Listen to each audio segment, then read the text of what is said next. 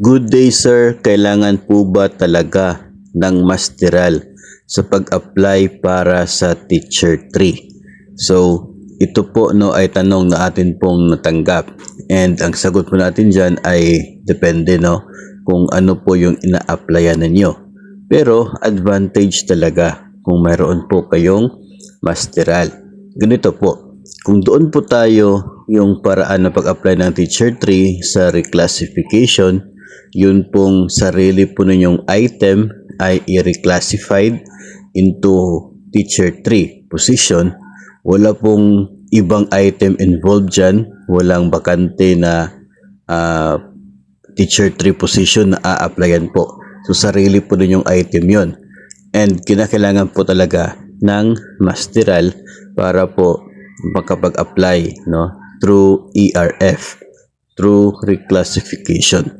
Pero kung ang paraan ng pag-apply ninyo ng Teacher 3 ay through natural vacancy, yun meron pong nag-retire, nag-resign o kaya ay namatay na Teacher 3, naging bakante yung item niya, tapos a-applyan po ninyo.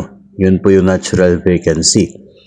Sa qualification standards ng Teacher 3 ay hindi naman po kailangan ng masteral unit o kaya ay graduate.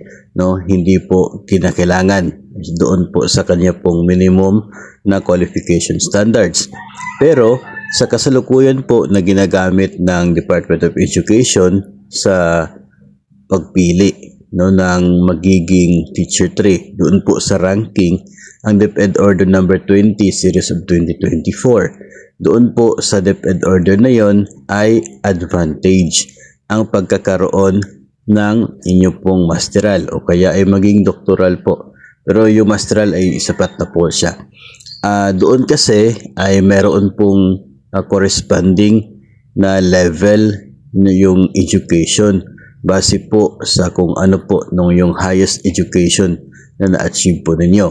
Kung meron graduate kayo, may certain po siya na level doon. Tapos yung mga ilang units lamang na natapos doon po sa inyong masteral, may corresponding level din po yon. Tapos yung level ng actual education niyo less sa level ng QS minimum standards ay yung result po ay increment kung tawagin. Depende sa kung ilang increments mayroon yung education niyo, doon nakadepende yung score sa education para po sa ranking ninyo.